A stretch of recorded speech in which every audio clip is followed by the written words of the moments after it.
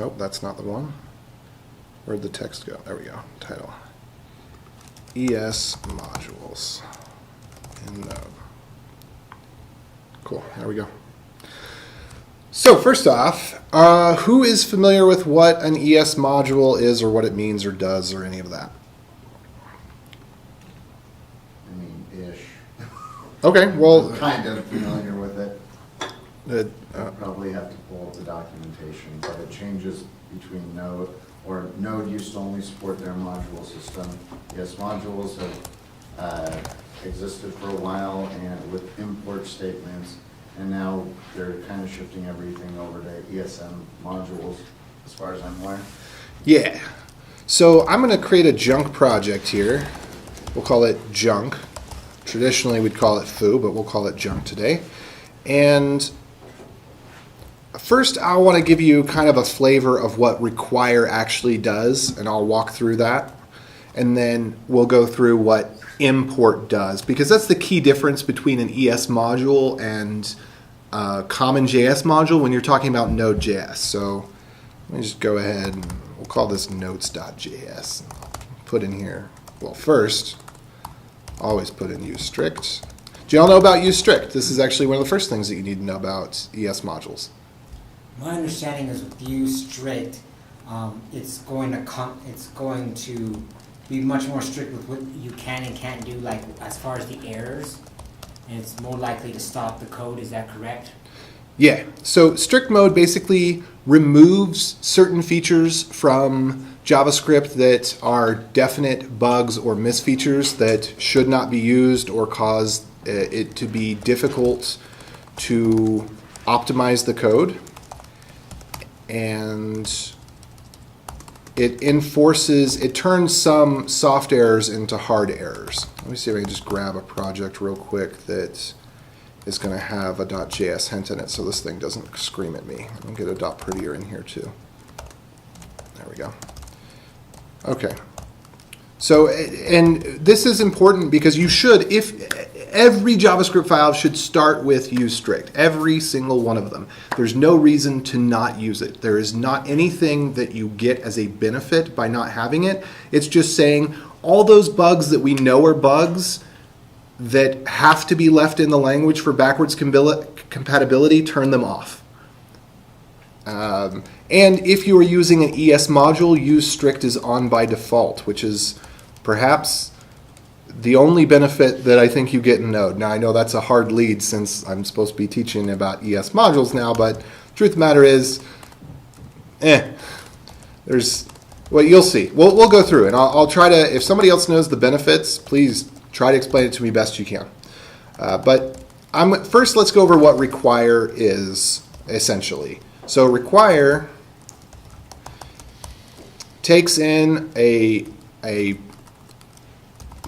let's say, module or path. And what it does is essentially, which this is not going to make sense because this would be recursive, but there's an internal way to get access to the Node modules that are built-in modules. I don't know what that is off the top of my head, but let's pretend that it's like this. Let's pretend that there's some sort of global.builtins.fs.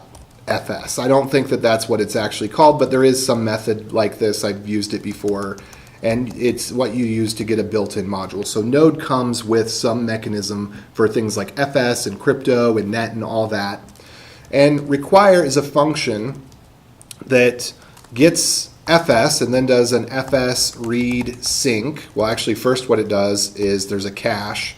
So there's a cache that you can't see, and some modules cache. And so first what it's going to do is it's going to say, well, let's say it's basically like this. It's going to go,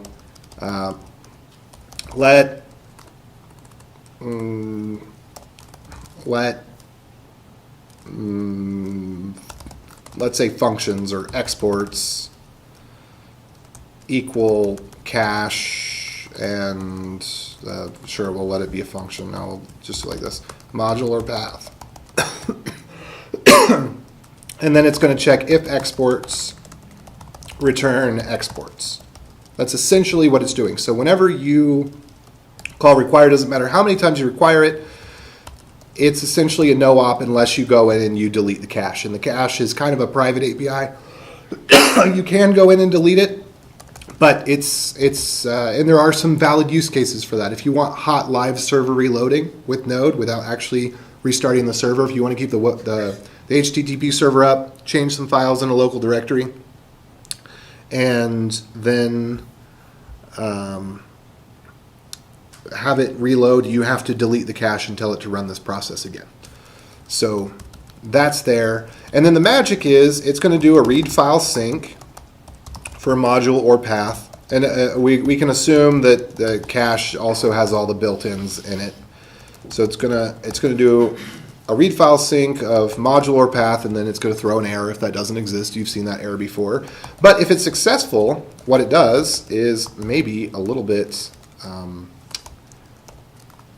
not what it has to be what you expect if you spend a few minutes thinking about it. But so what's the problem with this at this point when you're requiring a module? If you get to this stage, what do you have? Not async code. You have synchronous file loading. Well, no, that's not what I was driving for. But yes, and we'll talk more about that. But what you have is, what happens if I were to just return the text here? Would that be of any use to you? No. No, because you want the JavaScript exports. It needs to be converted. So there's another thing that you will probably never use, but would be useful if, say, you were building a REPL.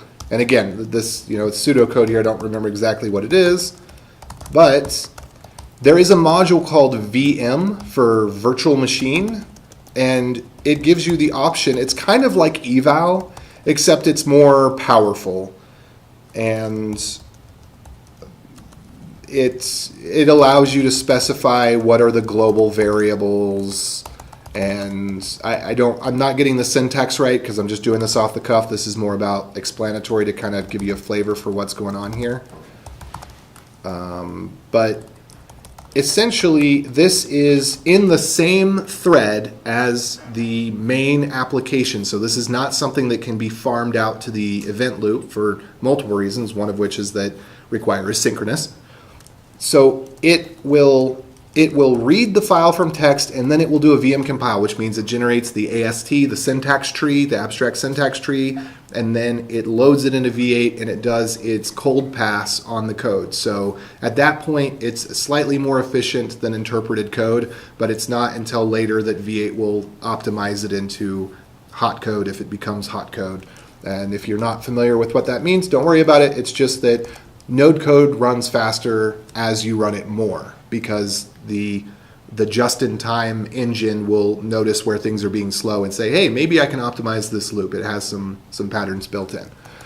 So at this point now we actually would have the exports, and it would be given the context of the current program, because you can actually, this is how things like web workers and some of the child process stuff is implemented in Node, is through having this go into another thread or another process and be contained in that. So it's isolated from the main event loop. So global variables aren't shared, such and such. With the vm.compile, it can decide all of those types of options. And then when it's done with that, we stick whatever we end up with, which is now the JavaScript exports object, into the cache, and then we return the exports. So this is way oversimplified, but and hopefully I didn't spend too much time diving so deep in here, but this is kind of the gist of what require is, and I think that this is important to understand when we contrast it to import, because we can quickly change this code to import it, to change it to what import is, and I think that that gives a much better mental model for what the difference is, and maybe help you decide when it might be more efficient or give you some sort of advantage to use import. But essentially this is what require is. So does this make sense? Do you have any questions about it? Is there anything that's particularly unclear other than that this is kind of, just on the spot pseudocode? You look like maybe you've got a question. No, just trying to figure Well, I mean, if you're trying to, this is the time to ask. We're here, you know. I do have a question about use strict use. Does that affect backward compatibility? Like, is it Only with broken code. Basically, if you had bugs in your code that you didn't know about, and then you turn on use strict, it may surface hard errors where before you would have soft errors or silent errors. It actually makes your life a little easier in that instance, because suddenly you find the errors you didn't know were there. Yeah. But generally speaking, you won't notice the difference between use strict and not. But when use strict is there and the conventions are followed, it can actually optimize the code a little bit better because it knows that it can ignore certain buggy features of the language or unoptimized features of the language and prefer optimized versions because it knows that you have elected to never use the non-optimal version. Is that somebody trying to get in? No, that's probably the thing. Turn it off. Okay. I know early in Node, there was an issue, a lot of the modules were built without use strict, and when people would import them, you would like have your entire code base break because of, I think, semicolons. Some people weren't using semicolons, and it wasn't ending the file correctly, and use strict allowed those problems to surface correctly. I This think is like that might be two different. 0.1. I think that's two different problems. The v0.1 strict mode was not implemented in Node yet. It wasn't implemented in Node until I think, I could be wrong, after the iOS break off That's right. and then the handover from Joyance to the Node Foundation. Mhm. I think the security thing is upset. Will you move the trash can out of there? Yes. Out of the door, just so the security monitor doesn't get upset at us, and then we'll, if somebody knocks, I think at this point everybody's here. Okay. So, but yes, there were problems with use strict in Node, and there was some dash. I think you can still do dash strict in Node to force modules to be strict, regardless. But there were some problems in the. I just know it became a big thing because certain popular modules you'd import and it would break your code base without realizing why. And use strict, when it started being implemented everywhere, like it improved the code base overall for Node. Yeah. Well, another problem was people started, including myself, started using use strict before the V8 engine in Node was updated to allow it at all. And so while people maybe were able to use it in browsers, they were thinking that they were using it in their code, but it was actually ignored because one of the buggy features of JavaScript is that you can have a statement that does nothing and it's valid. Use strict is evidence of this because use strict is an expression of a string that does nothing and ends with, the semicolon denotes this is the end of the expression.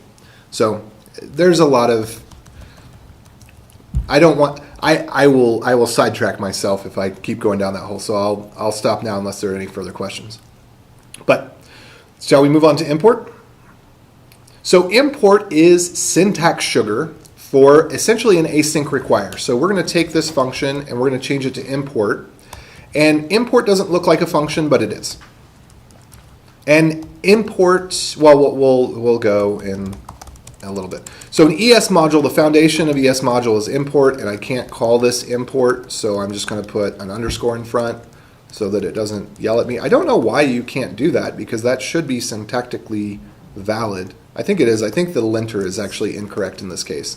I think that it is syntactically valid as code. Keyword. Yes, but reserved keywords are only in open space, not as, so here it's not ambiguous.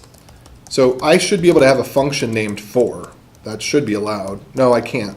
No, because it becomes part of the, if I were to do it like this, I could do x dot for or x dot import, but I cannot do function. Yeah, okay. It goes into conflict because it goes into the scope in which import would exist as a keyword. You are right. It is. Anyway, so it does kind of the same thing here. It's going to check the cache, but now it's going to use fs.promises.readFile rather than readFile sync, and it's going to await. By the way, it is an async function.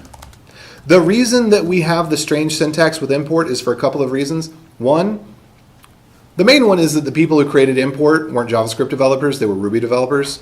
I have friendly beef with the person who is responsible for import, the person who is directly responsible for import. But he's a Ruby developer, not a JavaScript developer. And so you had people on the committee that didn't really believe in the values or value of JavaScript as much as they believed that it needed to be something else. And so we have tons of breaking syntax changes since the handoff from Douglas Crockford to other committee members who are not primarily JavaScript developers. Anyway, so what I was going to say there is that async await I don't think had been finalized yet. I think we were still in the mode of finalizing promises when they were creating import, which is one of the reasons that import has this funky, unique syntax that appears nowhere else in JavaScript and has no other function in JavaScript. But it ends up being now it's an async function. So it will be awaiting that text, and then I'm not sure if there is a compile async. I don't think that there can be, the reason being that when the VM compile runs, it's initializing variables and it's putting them into the space. So if you tried to do that asynchronously, what would happen if it had parsed half the file and there was a variable that had been exported, and then in another file you were doing something to access that? You could have memory corruption, which is that's probably the best thing about Node, is that it isolates system threads away from you so that you just worry about event loop, callback / promises / async await. So you don't get the full power of threads, but you also don't have the full responsibility of them, but you get most of the power of threads. So I'm going to pretend that maybe there's some way to do this in an async await way with import, but there's probably not. It probably still blocks the main thread just because the way that memory access works under the hood in the C++ innards that are the V8 engine that Node runs in. So if that goes over anybody's head, feel free to ask me for further explanation, but also don't feel bad because most JavaScript developers don't worry about memory corruption because you don't ever have it. Not in a way like you do in unsafe memory languages like C and C++, etc. Anyway. So then we pretty much do the same thing. So it's essentially we just make these couple of changes. Now what this means is that we cannot use import in anything that is not async await safe, which is where things start to break, and I'll go into that in just a minute because the entire Node ecosystem is based around require. Require is synchronous. So you can require from imports, but you can't import from require except that you can in certain circumstances. But this is the basis of the ES module. The other stuff is plumbing, or not, maybe plumbing is not the right word, but you have to specify ES module in your npm config, which we'll go over that. And you have to do exports in a different way. I side with Douglas Crockford just because there are 15,000 different ways to do exports doesn't mean that you should subject yourself to them. Just use the simplest one, which I forget which he recommended. It might just be to have a default export. I can't remember the way that he described it, but essentially import is relatively simple. Export is really complicated, and I would not advise that you learn all the ways you can do an export. You should just pick the one that's similar to require, where you have an object, export the things from the object, be done, and not come up with creative and fancy ways to use it, because then you just shoot yourself in the foot and make things harder. Anyway, so let's say that we have this. I don't think this is even the right syntax. I wish I had a file. I couldn't find it, but I had a project where I'd actually gone through this in a very tutorial-ish style where I would be able to present to you. Here is a very simple, relatively easy way to use these things. Unfortunately, I couldn't find it before the presentation on such short notice. So, add a couple lines I can't see over here. Oh, sorry. Yeah, let's do that. At the bottom, Yeah. Perfect. And then let me. I'm just going to check real quick and see if we've got any chats. I actually don't know where the chats went. They were here a second ago. Okay, we don't have any new chats. Okay, and is this still showing up correctly? Yeah, that's still showing up correctly. So that's okay. All right. Thank you for pointing that out. So import looks a little cuter. Something like that. I'll see if we can do this. We're going to do notes dot notes.mjs. That is how you specify that it is an ESM module, or module.js is that is a .mjs file. There are things you can do to make the distinction. In your package.json, you can set, you either want MJS to be the default and then JS is MJS, or you want CJS to be the default and then that's the default if you don't do anything else. And then CJS is JS, or you can be really clear and have everything that's MJS and everything that's CJS and never use .js because it is now ambiguous. But we could do import fs, and I think, how does it go? Import and then fs as, and then the module. Oh, okay, that's right. So they were trying to do the Ruby/Python style syntax on this, which makes it kind of hard to remember. I think you also put from Oh, from, sorry. between my the bad. as and Import. As if you're changing. Oh, no, wait. parameters. Import fs. From. Yeah. Is this it? I think so. But it has no default export. This is one of those things. Oh, you have to switch the module you're importing from to have the default export. Oh, gosh. I think the Node documentation now comes in two flavors. Uh-huh.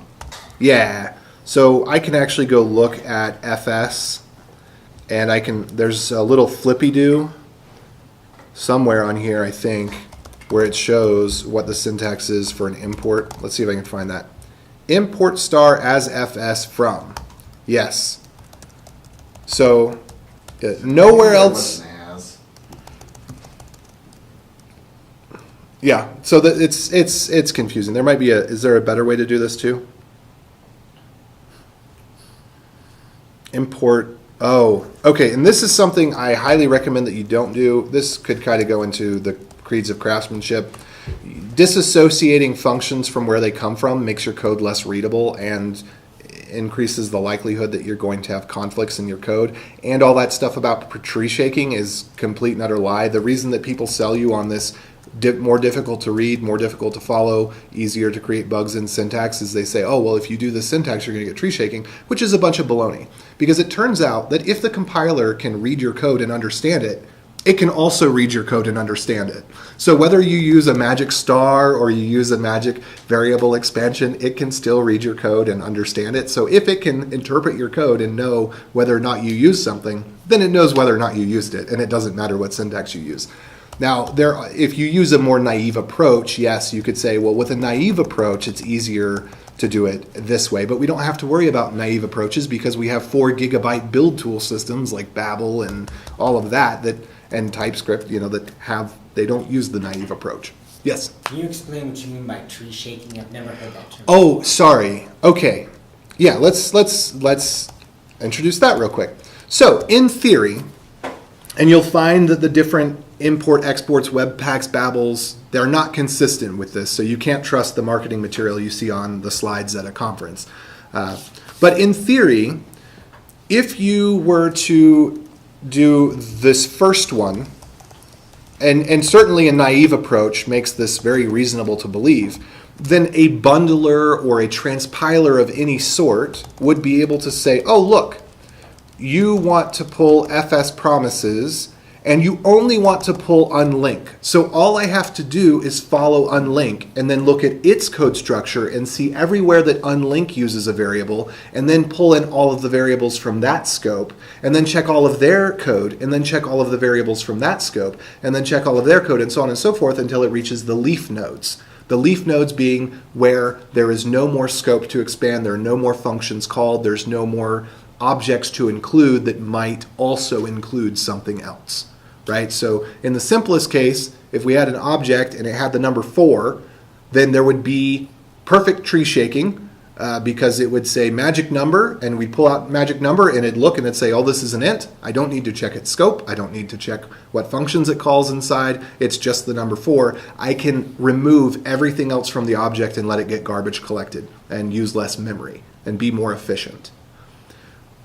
But even in the naive approach that I just described, if it's a function, it has to look inside the function and it has to see, is there anything inside of this function for which there is scope to somewhere else? So for example, let's say we have a function render, and let's pretend that this was part of FS or whatever, and it's going to be exported as part of star. Then inside of render, we call read file. And then we have another function that's read file. And then this one calls read file. What is it? What is it called? It has a specific name. It's an integer. It's whatever. File handler. If you look in the FS code, you'll actually see that this exists as such. There's a read file which gets a file handler, and then you actually pass it to a file handler which does an operating system level syscall, all stuff that you probably don't want to know about at this moment. So if I were to look at the exported function render, I have to go see what does it have. Oh, it has read file in scope. So then I have to go check what's read file. Okay, I need to bring in this function. I need to check what it has in scope. Oh, it has read file handle. Now I need to go find the function read file handle, and I need to make sure that all of those things are exported. And then everything else can get garbage collected. That's what tree shaking means. So the leaf here would potentially be read file handle, doesn't call any other functions that aren't already in scope. It maybe calls something like global built-ins dot syscalls dot readfs or something like that. It's down in the C code at that point. But so this would be the leaf node. There's nothing else in scope that wasn't already in scope that it needs to have in scope. Does that answer the question? Yeah, like cherry picking essentially, like focusing on one Yep. area instead of bringing everything in. Well, the tree shaking idea, so tree shaking means you bring everything in. Yeah.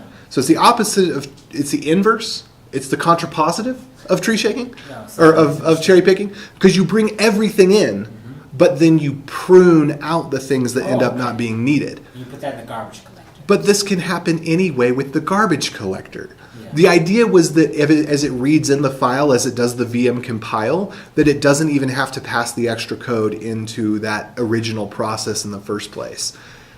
But in practice, it's just a bunch of marketing gimmicks to get you to follow bad code practices because some cool dude with neat socks said so. I think the instance where I'd say tree shaking is useful is when you're importing libraries into your own code. And like what he was doing there, if he had a bunch of other functions and you only ever touch that read file function, it only pulls those 3 functions in. But if it just simplifies it so your own build is not exporting a bunch of code it never needed in the first place. But it's. But since it has to traverse the scope anyway, you end up getting that benefit no matter which syntax you use because it still has to traverse all the scope. It still has to know. The one case where this could get dicey is if you're iterating over object keys. So say, for example, I would recommend that you actually not do this if you're worried about tree shaking and that sort of thing. So you don't ever want to run something like object.keys over an export object. Because if you do that, then what you're causing it to have to do is to read every single thing that could ever be in scope, in which case you defeat tree shaking. Because then, from its perspective, when it looks at the code and analyzes it, it says, well, you use every property on this object. Sorry, I mean the tree shaking more in the form of you're like creating your own framework, you're creating your own library, and you're using other libraries, so you've got NPM packages in, like, you might only use, like, if you import one of the date libraries, you might just want the one pretty format thing and whatever it needs to function. And so if you import that, the tree shaking would, in your own export, only include the functions relative to that. So, like, I'm not talking about just running it in Node or that necessarily. You're talking about a bundler? Well, yeah, like Babel or. But the bundlers have to do this too. Yeah. So what I'm saying is, I just mean from it export though, because before they were doing the tree shaking, if you imported the date library, it exported all of the date library with your code. Okay, so it was exporting the things that were in the scope. Okay, yeah, So but even though you only used pretty format, you got format. I mean, I'm not going to go down that line. But right. So that's where I would say it's useful, but only in the sense you're bundling and exporting your own library or module or something like that. Yeah, And there probably are cases where they're different, but for the most part, if it has to do all the parsing of the code and determine what's in scope and what's not in scope, then it has to do all of that anyway, so it's already smart enough to drop the code you're not using in the first place. But yeah, I Tell me how to do that. I'd love to, I'd love to have you just lexically analyze the code, and if you don't call a function, then you don't need the function to be re-exported. I just mean from a bundler, like standard. Right, it's from the bundler has to do the same thing. Yeah. Like the bundler is not excluded from the rules of what it has to. And again, like I said, with certain naive implementations, it makes a difference. Yeah. But in the general case, it doesn't make a difference. And most of the bundlers that say that they will one day support tree shaking still don't. Anyway, huge tangent. Sorry about that. And we're going to have an x.js here. We're going to require x.js. So we're going to have, let me go ahead and make an x.js. Whoops. Is not a command.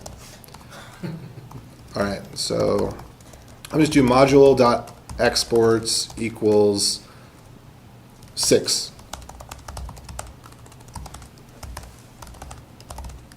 I think actually wasn't it 4 that was chosen by fair dice roll? I'm trying to remember. I think it was 4. Okay. So now if I run notes.mjs, oh, interesting.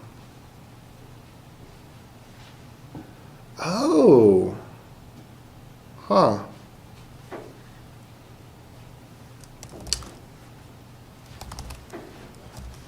Okay, so I had this backwards, which is even more confusing. Apparently you can't use require from inside of MJS, which actually doesn't make sense. Which we'll go to why, because when we do the reverse, you'll see what the problem is. So, when you're using import, it is async. So we can do top level await in here. We can do, because this already is syntactic sugar, that if you remove the sugar, and I could actually give you what this actually is import.async, await import.async, what was it, let fs equals await import.async. And I don't know if we're allowed to use this syntax in these files. We might only be allowed to use this syntax in the other files. And I think it's .default. I think these two things are equivalent. They're similar. They're certainly similar. You can make the two equivalent. There is a way to make the two equivalent. But I think it's import.async is a function that returns a promise that you can await. And I think I actually have to wrap this like this so it doesn't try to await .default, because that would be, oh wait, do I need to put the await? Yeah, I need to include the await around this. Okay, I think it's like this. I could be mistaken on that. Let's just try to run it and see what happens. FS has already been declared. Okay, so yes. So if I comment this out, right, this, unexpected token async. Okay, maybe, let me go look this up real quick. Import expressions. Oh, we use it as a function is what we use? Dynamic import. Okay, maybe, sorry. I'm teaching the lies, but I'm not trying to.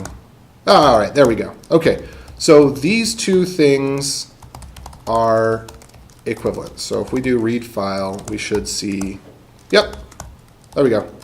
So whether we do it like this or we do it like this, these are the same. So this is how you can see the syntax sugar evolved over time.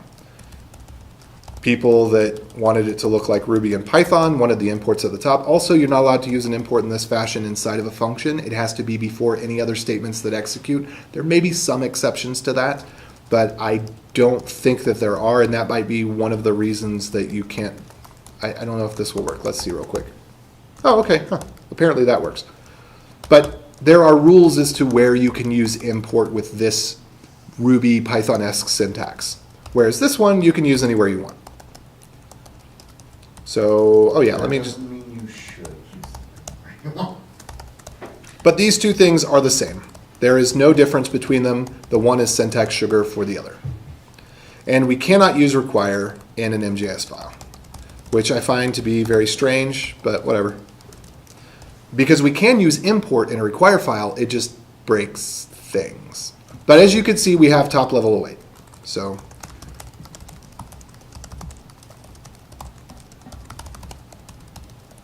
What does that mean? Top level await means that you don't have to have a function in order to use await. So normally, well, I'll show this in just a second. We're going to do we're going to go back to our notes. I'm going to rename this from notes.js to what's require.js. And then we'll rewrite our little ditty here, notes.mjs, into notes.cjs. There we go. And then, so if you want to use await in a required file, you have to be using an async function, and then you have to await it, and then you have to catch the error, otherwise it gives you an error that you didn't catch the error that you didn't catch. So there's that. So this is the boilerplate that you have to do if you want the equivalent of the equivalent of top level await.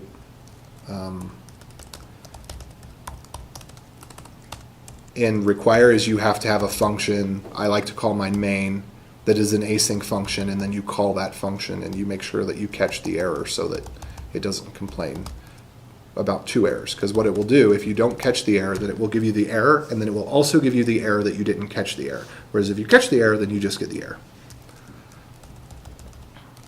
We do not have top level await in CommonJS modules. And we cannot use any of this funny syntax. So if I were to try to do this, just for funsies, it's going to complain, import, can't use that, it's got to be in a module. If we put it in a function, well, if we put it in a function, the other one, it would complain, you can't use it in a function. It looks like it's synchronous, but it's asynchronous. It's kind of deceptive. One of the things I don't like when we hide things and make them less visible. So anyway, this you can do imports, but here's the rub. Okay, as a Node developer, you want to publish things to npm. If you publish something to npm and you require it and you publish it as a ES module, then your module becomes a virus that infects everybody downstream, because now they have to use import to load your code. They can't use require to load your code. Let me think about this just a second. Is that true? Yeah. So they can't use require, they have to use import, but in an import you can't use, it goes bonkers. So you end up having to use a transpiler. You have to transpile your code before you publish it to npm, because you have to transpile it back to CommonJS. So there's lots of these kooky loaders where you can import things that are, well, okay. In our other one, in notes.mjs, this is how it works. You don't require, but what you can do is you can import something synchronously. That's what. So require is not available in a ES module, because import behaves the same as require, except I think you have to add the .default. Maybe you have to do import default as something like that. I don't remember. I'm sorry, I don't have that up in front to show you, but. As you can, well, this one is synchronous, for example. It's actually doing all of its loading synchronous because it's a node built-in. So import allows you to import either CommonJS or ES modules, but you must use import, you can't use require. If you are using CommonJS, then you can require other CommonJS modules, but you have to import ES modules. So that's why everybody ends up transpiling and publishing as CommonJS. And one comment you made earlier was that, well, the benefit of import is that it's asynchronous. But it's not actually a benefit, because when you're running Node code, you can't run your code until your code is loaded. Require lets you lazy load code, which is pretty awesome. And with import, you can lazy load code, but you have to use this syntax here. You can't lazy load code with the top level syntax, which is really strange because they knew that we needed to lazy load code back when they created that syntax, so I don't know why they did in the first place. But so with top level imports, everything has to be required at once, So you gain no efficiencies because it's just awaiting everything sequentially anyway. So you have zero gain by using top-level imports in terms of your loading efficiency. And in terms of require, no matter what you do, everything is cached. So it's not like a function where you don't want to use fs.readFileSync in the general case, because while it's doing a read file sync, it can't do anything else. The main event loop is blocked in your application. But when you use require, it's only synchronous one time. And if you remember the rules of big O, any companion to whatever is with big O rounds down to nothing. So you gain no efficiency nor lose any efficiency by using either import or require, because all of the code has to load before it runs, all of the code has to compile before it runs, which is the majority of the time for your code. fs.readFile is very, very fast. vm.compile is very, very slow. So if you want to know where all the load time goes on an Android phone, it's not the 3G speed. It's that Android phones have cheaper processors and it has more of them. So iPhone has fewer cores that are faster, Android has more cores that are slower. The reason that Android has such poor performance for JavaScript is that you're running on a slower core of which you can only use one at a time when vm.compile runs. Now V8's vm.compile isn't the same as Node's, but it's essentially the same as Node's in the way it functions.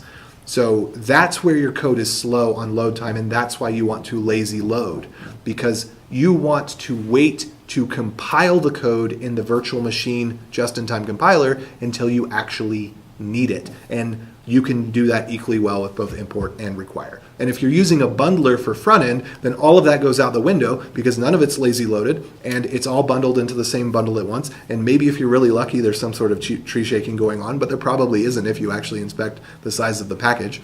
And so you're just back to square one with all the problems that we used to have, and it just, but we can have React, I guess, I don't know.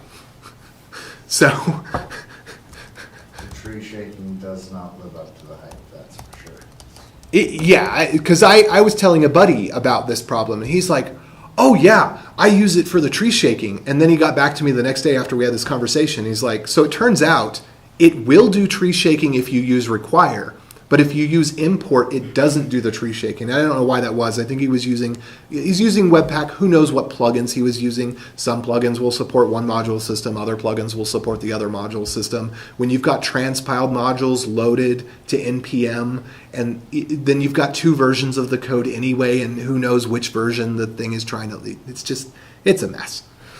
But as far as the syntax of import goes, I'm sorry that I didn't teach you the 16 ways to import and the 16 ways to export. I'm going to leave that as an exercise up to the people at the table. But that's pretty much that's the difference. It's whether you use require or import. And to me, I'm a curmudgeon, but I gave it an honest shot because I was like, okay, I'm putting aside my prejudices and I'm going to give this ES module thing an honest shot. And I wrote out a module with ES modules and I went in the package.json. I should probably show you what it is. I think you just set ES module true or something like that. Package JSON MJS ES You modules. set type to module or common, I think, in package.json. Okay, yeah. Here we go. Name MJS, package.json. Oh, okay. So if you use MJS extension, otherwise type module. Yeah.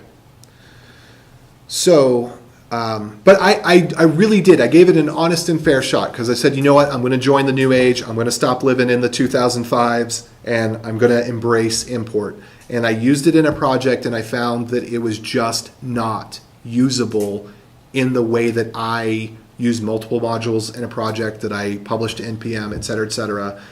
I walked away with, I literally cannot find a single benefit to this other than it's the new thing that the guys with the cool socks at conferences are using. And if you want to put on your resume that you know ES modules, I guess you can put on your resume that you know how to change one line in a config file and you know 16 different ways to export a file. So, sorry for being a curmudgeon about it. I promise you, I gave it an honest shot. And I was, at the end of it, I was almost really excited until I started trying to cross require modules and found that old code and new code don't work together easily and everything breaks. And I was like, it's all or nothing with this. I can't do it. So, any other questions? Comments? Yes, Ken. So what is lazy loading? Like, Oh, sorry. Feel free to cut me off anytime I say a term that I don't explain. I know I talk 1,000 miles a minute. Please cut me off and ask the question. Don't let me confuse you. I apologize. you're good. Okay. Lazy loading refers to when you don't load something until you need it. And I made the mistake. In the front end, lazy loading can make a lot of sense. I'm going to show you an example. That's why I'm going back to the code here. On the back end, lazy loading rarely ever makes a difference. It can in certain extreme cases, but I had a use case of an IoT device where I wanted to lazy load everything, and it turned out that in Node, lazy loading it can be a good idea to get rid of circular dependencies. So now I'll show you exactly what I mean. So this does nothing because the specific example of FS is already loaded when the binary loads.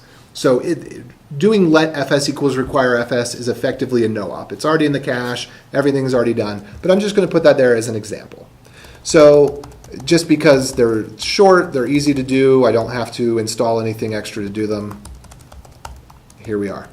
So what is it? Well, URL has been deprecated in favor of the new one. What's another one? Crypto. So let's pretend that these are third-party modules. What's going to happen when I run this code is it's going to eager load, because I told it to. It's going to eager load path and fs and crypto.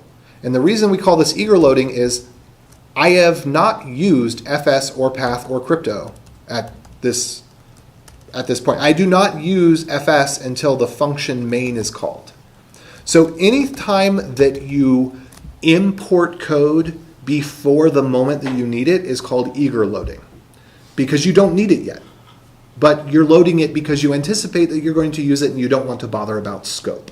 Because I could load, if there were 4 functions in this file in which they all used fs, it would actually make a lot of sense that we would want to eager load fs, because otherwise we're duplicating require fs, require fs, require fs in 4 different places. If we lazy load, then what we say is the opposite, that we just put it in here. And we say, I only use crypto a couple of times. I use it pretty much just in the main and main2 functions, so I'm just going to put it there. And path and fs I only ever use here. This would be lazy loading. So it is not until the main function runs that the interpreter has to figure out where path and fs and crypto are.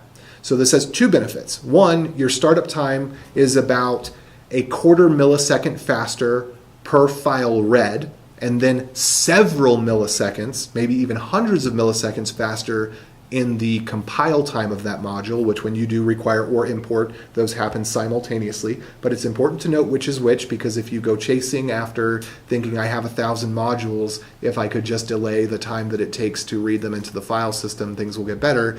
The time it takes to read them into the file system makes almost no difference, because it is fractions of a millisecond it takes to load it from the file system. But that said, if you do not get circular dependencies this way.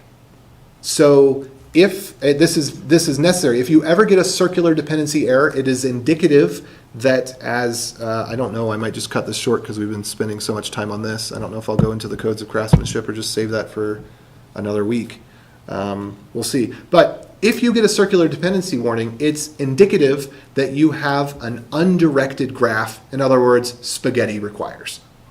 If you do not get a circular dependency warning when you start Node, it means that you have a directed graph, meaning that each thing requires something else and they don't cross-require each other. If things are cross-requiring each other, it is because you have probably a poor design, probably a poor design, because I don't think there are any cases in a language such as JavaScript where you would need to have circular dependencies. But what that would mean is that you 2 things depend on one another, and npm require goes to fetch the one, and then it looks to see what does this require. So you require A, and then A requires B, and B requires A. And so it can't finish loading A until it's loaded B, but it can't finish loading B until it's loaded A. And so what will happen is the only thing that you will get is module.exports. Whatever module.exports is what will exist, and that gets updated over time. So that's really difficult for me to explain. Let me try to show what that means. So let's say a equals 4. Let's say we did this. This is kind of a weird way to do it, but it demonstrates it well enough. So let's say we require b.js, and then we did something like this, or worse. Yeah, let's just do it the normal way, like this. So what would happen if we require b.js, and b.js requires this file? B does not exist, let's call this A. A does not yet exist on the exports. So if B tries to use A's exports, they're not there. This is where you get a circular dependency problem. And this is really hard to talk about because it's circular. That makes it hard to talk about. Circular reasoning is hard even when it's good. Does that help at all? Okay. Yeah. Someone had messaged in YouTube, and I tried to respond in Discord, but I don't know if they saw it or not. Okay, let's see what the message was. It was just how many people attended, so I wasn't sure if that. Oh yeah. Oh cool. Yeah, that should have got rebroadcast out to everybody. Cool. I could probably see if I went over here. I don't know. Oh, this is not. I'm live right now. Yeah, it did. Restream bot from Discord. Awesome. Cool. So, yeah, and the benefit this is another reason to not use what I consider to be the stupid ninja style of requires, the quote unquote tree shaking style of requires. Because if you do this and you, for some reason, let's say that there is some weird, strange exception where it's not just you made an oopsie, but you actually have to have a circular require, this was guaranteed to not work. Whereas this will work as long as the function that calls that function isn't called until a little later. So this one guarantees to break it, and this one may not break it. So you would have to use this in the case of a circular dependency. Not that that's a really good reason for not using that syntax. I think the pure reason for not using that syntax is it just makes things more difficult. And then people start to stutter because then they start, their package name is foo, and then they're importing foo as foo, and then they're importing foo reader and foo writer, and no, just foo. Foo.read, foo.write. Not foo reader, foo writer, foo responder, foo callbacker. People start to stutter with their code, and that's an indication of if you have your package name as how you're referencing the package, then anyone reading the code, again, this is more of a codes of craftsmanship thing, but anybody reading the code can know instantly where did this scope come from and what is its context of what it does, and it can have simple, beautiful names. So, okay, now I think we're actually done with this, other than that if you want to know how to do packages on NPM in general, just search how to publish npm coolage 86, and I wrote this back in the early days, and so it has actually ended up being one of the more popular and I've kept it updated over the years, so as npm has changed, I've gone through and I've updated this, but this has, gosh, I hate dark mode. How do I turn that off? I have to tell my browser to stop doing that. That's especially in a room. Maybe if I was alone at night, maybe this would be okay, but it's hard with the bright lights and then trying to, anyway. But yeah, anyway, if you choose to use import, I won't hate you unless you publish to npm in a way that makes it so I can't use your npm module. But then I still won't hate you, I just won't be able to use your npm module. So, any other questions, comments, thoughts? I like the way you don't like. I like doing just the package and the brackets, the function. But I think it's only useful if like you're only going to be working with the FS module and you're only going to unlink in something else.